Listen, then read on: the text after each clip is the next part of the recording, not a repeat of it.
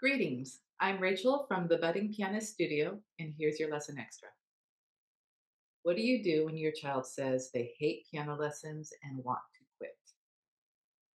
As a piano teacher, I cannot answer this question without some bias.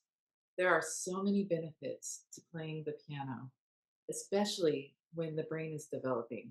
Learning to play an instrument has been proven to make students smarter by teaching both sides of the brain to work together while they're learning and creating.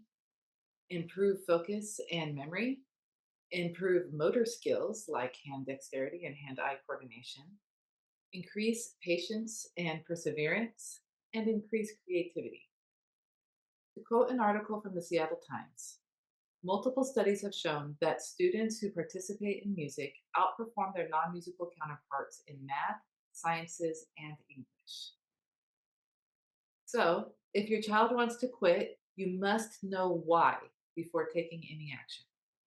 Although there are many factors that can contribute to their feelings, I find most students want to quit for either one of two reasons.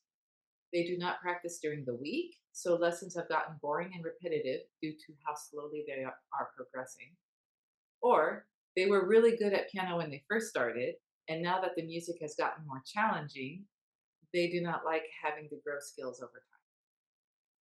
It usually boils down to one of those two factors, although in my 15 years of teaching, I have also discovered students being unmotivated because they had an instrument of poor quality. I once had a young woman that did really well in lessons but always sounded clunky. And then when we switched to online, I got to see her piano for the first time, and one of her keys was broken completely off the piano. And all of a sudden, her playing made a lot more sense. I'm actually surprised she stayed with lessons as long as she did. Um, Not enough variety in piano lessons, aka the teacher's too strict. Maybe the teacher just wants to teach specific pieces or from a method book and not venture outside of that, and not is not adding enough supplemental pieces that would motivate and inspire the student. And this has only happened once, but I find it very funny, so I like to tell this story.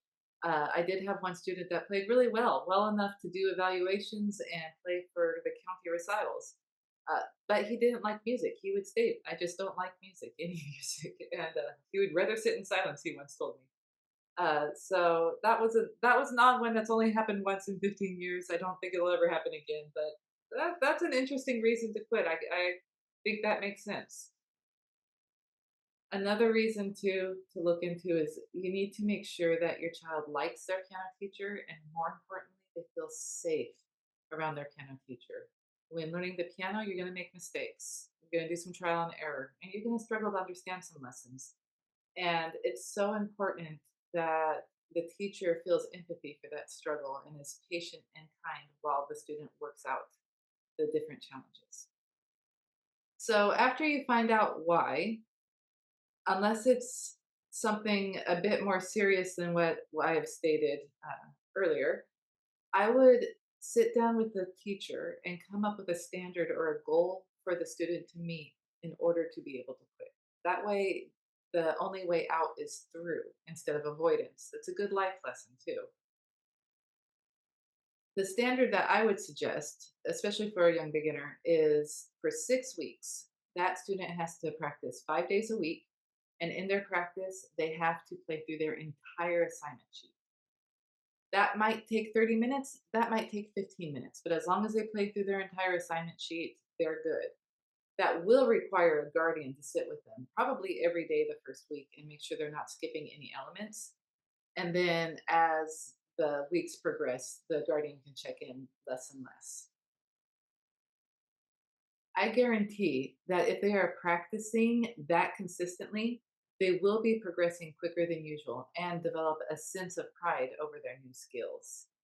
If after those 6 weeks they still want to quit, I would suggest transferring over to another instrument before quitting music altogether, or taking on a new skill like learning how to draw or learning a new language. That way, they're still doing something that will benefit their young development and it'll be life edifying.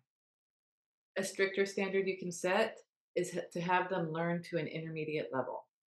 If they are in evaluations, intermediate is usually level 4. Now, this is a bigger standard and might be too much to motivate a young child. It typically takes 2 to 4 years of consistent practice to get to level 4. But at that level, they're able to play pieces like Fur Elise, sonatinas, Pachelbel's canon, and so the music is so much more rewarding. They also would be independent enough to learn some music on their own if they wanted to play around on the piano unguided by a teacher.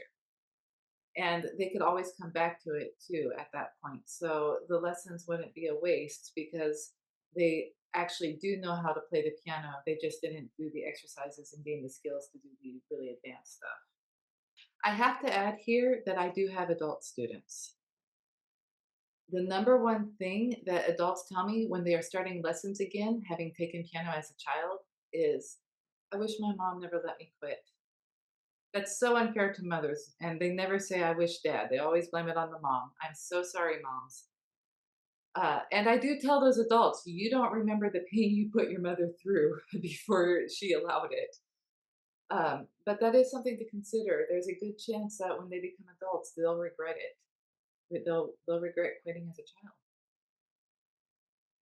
That's your lesson extra. For fun, convenient, and life changing piano lessons in the comfort of your home, visit my website, thebuddingpianist.com. There you can sign up for a free 30-minute Piano Maestro lesson. Keep growing through the joy of music.